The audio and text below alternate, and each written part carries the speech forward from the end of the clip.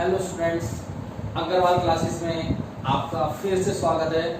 आप इस वीडियो में एक अलग न्यूमेरिकल, जैसे आपने पिछले वीडियो में देखा एडमिशन ऑफ ए पार्टनर का, हमने एक क्वेश्चन किया था जिसमें प्रॉपर हमने 4 चीजें बनाई थी। अगर स्टूडेंट याद आ रहा हो, एसेट्स और लायबिलिटी से चेंज को रिकॉर्ड करने के लिए रिवैल्यूएशन अकाउंट बनाया था, पार्टनर्स का कैपिटल फाइंड आउट करने के लिए पार्टनर्स कैपिटल बनाया, फाइनली कैश हमारे पास कितना है आफ्टर एडमिटिंग न्यू पार्टनर, तो कैश अकाउंट बनाया। उसके बाद फाइनली फाइनेंशियल पोजीशन को देखते हुए बैलेंस शीट तैयार कर दी। आज भी हम कुछ उसी तरीके से नेक्स्ट क्वेश्चन, नेक्स्ट स्टेप के साथ, नेक्स्ट एडिशनल पॉइंट के साथ हम स्टार्ट करने जा रहे हैं। क्वेश्चन मैं स्टूडेंट्स पढ़ूंगा, आपके पास बुक है, अदरवाइज मैं क्वेश्चन पढ़ूंगा, वो क्वेश्चन आप ही पढ़ेंगे। क्वेश्चन आपकी स्क्रीन पे होगा, आप अपनी स्क्रीन पे पढ़ेंगे, मैं इस बुक की हेल्प से पढ़ूंगा, उसके बाद सॉल्यूशन सब हम मिलके करेंगे। There are two partners, that's name is X and Y, whose share profit in the ratio of 5:3। Balance sheet आपको दे रखी है, लायबिलिटी और एसेट्स। लेकिन इस क्वेश्चन में एक बात ध्यान से देखिए, लायबिलिटी साइड में वर्कमैन कंपनसेशन रिजर्व दिया हुआ है। याद रखना, ये वर्कमैन कंपनसेशन रिजर्व पार्टनर्स में डिस्ट्रीब्यूट होता है। वर्कमैन कंपनसेशन रिजर्व पार्टनर में डिस्ट्रीब्यूट होता है। और asset side profit and loss account दिया हुआ है, ये भी पार्टनर्स कैपिटल में डिस्ट्रीब्यूट होता है। रीजन अभी आपको समझ में आएगा। वर्कमैन कंपनसेशन रिजर्व भी पार्टनर्स कैपिटल में डिस्ट्रीब्यूट होगा और प्रॉफिट एंड लॉस अकाउंट भी पार्टनर्स में डिस्ट्रीब्यूट होगा। नीचे एडजस्टमेंट के according they admit Z for 1/8 share. हमने किसी नए पार्टनर को एडमिशन दिया, that's name is Z, and profit sharing ratio 1/8। Z bring करता है 20,000 as capital and 12,000 for goodwill in cash. Student आपको याद होगा, मैंने बताया था जब नया पार्टनर बिजनेस में आता है तो वो 2 चीजों के साथ आता है, कुछ अमाउंट कैपिटल के फॉर्म में लेकर आता है और कुछ अमाउंट प्रीमियम फॉर गुडविल की फॉर्म में लेकर आता है। मेन क्वेश्चन का जो सबसे मेन टर्न पॉइंट है वो ये है, Z acquire his share from x. Z ने अपना शेयर, सारा का सारा शेयर एक्स से लिया। यानी जब जेड नया पार्टनर बिजनेस में आया तो जेड को सारा का सारा शेयर एक्स ने दिया। दैट मीन्स स्टूडेंट, मेरी इस बात को ध्यान से समझना, इसका मतलब सारा का सारा सेक्रीफाइस किसने किया? एक्स ने किया। जेड आया, जेड को प्रॉफिट देना था, जेड ने अपना सारा प्रॉफिट एक्स से लिया, इसका मतलब सारा का सारा सेक्रीफाइस भी एक्स ने किया। तो इनको सर सेक्रीफाइस की बात क्यों कर रहे हैं? पिछले क्वेश्चन में अगर आपको याद हो तो मैंने बताया था, जब नया पार्टनर प्रीमियम फॉर गुडविल लेकर आता है, वो प्रीमियम फॉर गुडविल हमेशा सेक्रीफाइस रेशियो में बढ़ता है। तो यहां पर सेक्रीफाइस हमें ऑलरेडी गिवन था। उसके बाद कुछ रिवैल्यूएशन में चेंज हुआ, उस चेंज के अकॉर्डिंग मैं पढ़ देता हूं, फिर हम क्वेश्चन शुरू करेंगे। एम्प्लॉय प्रोविडेंट फंड जो हमारी लायबिलिटी है वो 5,000 से इंक्रीज हो गई। लायबिलिटी अगर इंक्रीज होती है तो हमें लॉस होगा। डेटर्स आर गुड, डेटर से उम्मीद थी कुछ पैसा बैड हो सकता है, लेकिन वो पैसा बैड नहीं हुआ, वो भी हमें प्रॉफिट हुआ। क्रेडिटर्स को 1,000 रुपए का पेड करना पड़ा, ये हमें लॉस हो गया। स्टॉक 3,000 रुपए का एब्सोल्यूट खराब हो गया, ये भी लॉस हुआ। और फिक्स एसेट्स पहले की कंपैरिजन में घट गई, ये भी हमें लॉस हुआ। अब इस क्वेश्चन आपके स्क्रीन पे से नहीं है, लेकिन अब आप सॉल्यूशन ध्यान से देखेंगे students. According to the first point, employ provident fund liability is to be increase by 5,000। Employ provident fund की लायबिलिटी 5,000 से बढ़ गई। लायबिलिटी बढ़ रही है, बर्डन बढ़ रहा है, बर्डन बढ़ेगा तो हमें लॉस होगा। स्टूडेंट लॉस आपको रिवैल्यूएशन के डेबिट बताया था। To employ provident fund 5,000 rupees से मेरी लायबिलिटी बढ़ी है तो मुझे लॉस हुआ। ऑल डेटर्स आर गुड, आपने उस क्वेश्चन में ध्यान दिया था, डेटर्स में से 600 रुपए का मैंने प्रोविजन माइनस कर रखा था। यानी मुझे डाउट था कि मेरा कुछ पैसा बैड हो सकता है, उसके लिए मैंने प्रोविजन क्रिएट किया हुआ था। लेकिन फाइनली अब पता लगा ऑल डेटर्स आर गुड, मेरा कोई भी पैसा बैकअप्स नहीं हुआ, कोई भी पैसा मेरा बैड नहीं हुआ। दैट मीन्स जो मुझे उम्मीद थी मेरा 600 बैड हो सकता है, लेकिन वो नहीं हुआ, तो दैट मीन्स अब मुझे प्रॉफिट हो गया।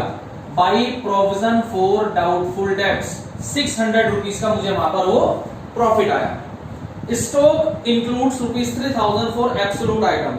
स्टॉक में 3,000 रुपए एक एब्सोल्यूट आइटम, मतलब जो आइटम खराब हो चुकी है वो इंक्लूड है। यानी स्टॉक से मुझे 3,000 रुपए का लॉस हुआ, यानी स्टॉक मेरा 3,000 रुपए से घट गया।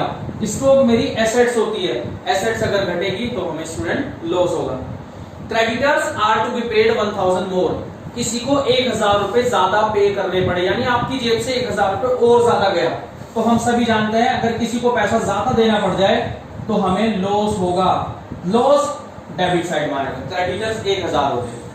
फिक्स एसेट्स रीवैल्यूड, यानी फिक्स एसेट्स की वैल्यू आज के टाइम में 70,000 हो गई।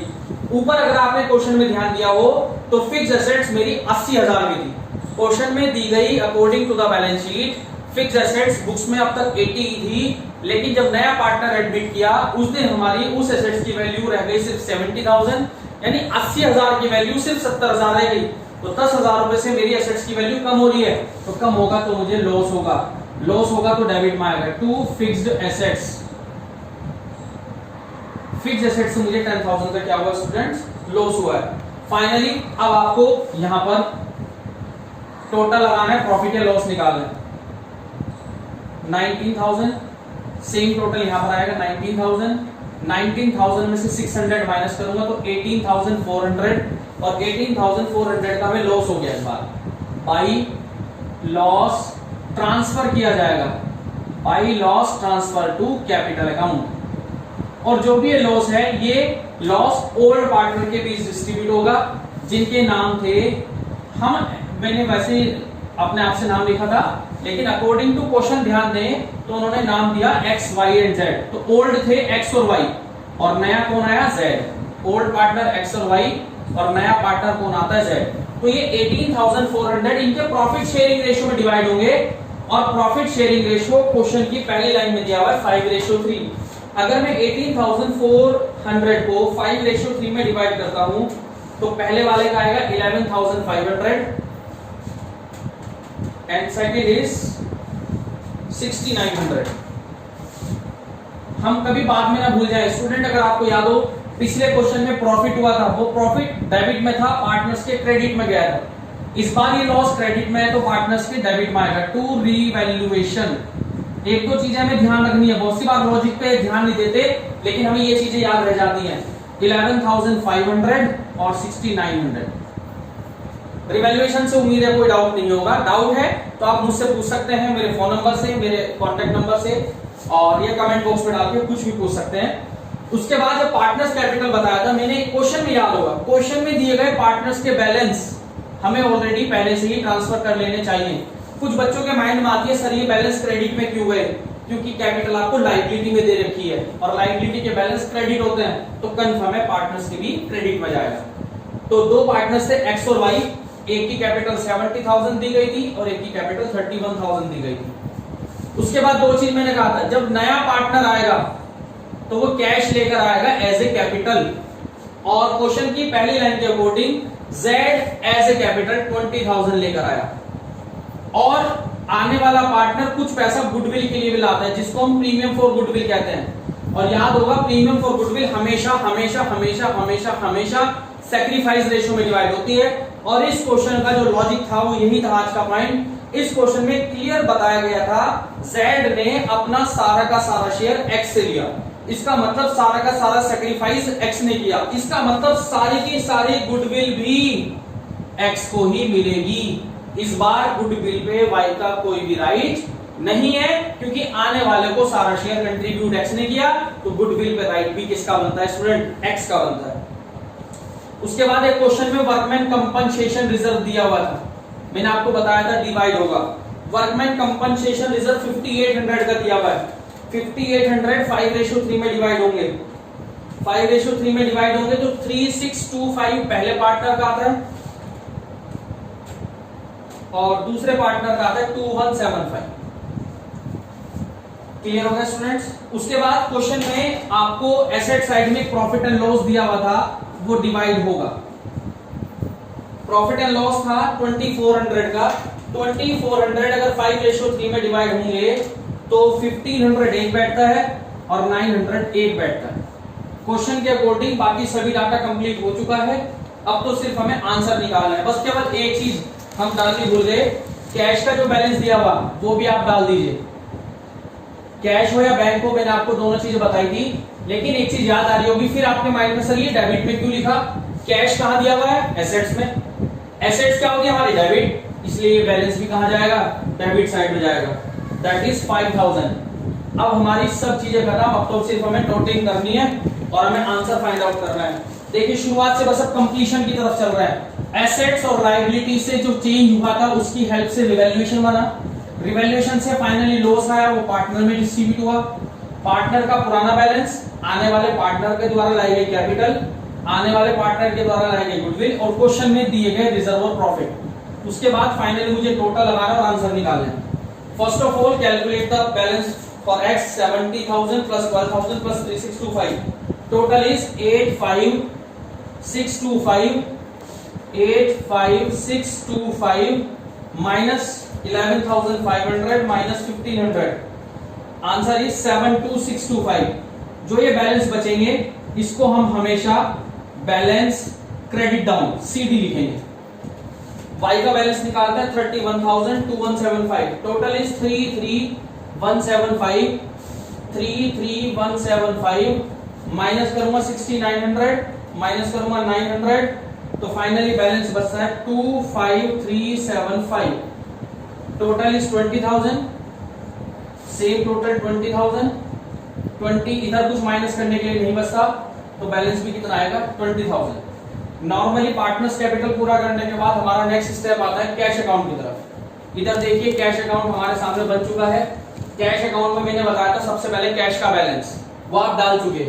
उसके बाद बताइए पूरे क्वेश्चन से हमारे पास कैश कब आया और कब गया। दो ही कंडीशन थी, जब Z आया था तो वो अपनी कैपिटल लाया था और दूसरी चीज क्या लाया था वो भैया premium for goodwill.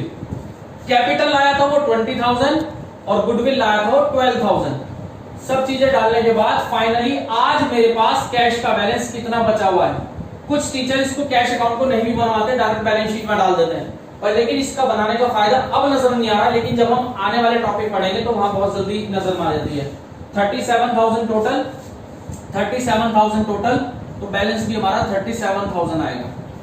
Balance sheet बनाने के लिए स्टूडेंट मैंने कहा था बैलेंस शीट बनाने के लिए आपको वापस क्वेश्चन उठाना होगा। बैलेंस शीट बनाने के लिए आपको वापस क्वेश्चन उठाना होगा, क्वेश्चन के अकॉर्डिंग डाटा फिलअप करना है। क्वेश्चन में सबसे पहले क्रेडिटर्स दिए हुए थे, आप भी क्रेडिटर्स ही लिखोगे। क्वेश्चन में क्रेडिटर्स थे 15,000 के, याद होगा क्रेडिटर्स को हमने 1,000 रुपए ज्यादा पे किए थे तो 1,000 रुपए और ज्यादा पे करे तो कितने के हो गए 16,000 के। उसके बाद एम्प्लॉय प्रोविडेंट फंड था। एम्प्लॉय प्रोविडेंट फंड क्वेश्चन में दिया गया था 10,000 का, 5,000 से याद होगा ईपीएफ हमारा इंक्रीज हुआ था तो 10 + 5 ये हो गया 15। उसके बाद रखा है वर्कमैन कंपनसेशन रिजर्व, वो रिजर्व ऑलरेडी हम पार्टनर में डिवाइड कर चुके।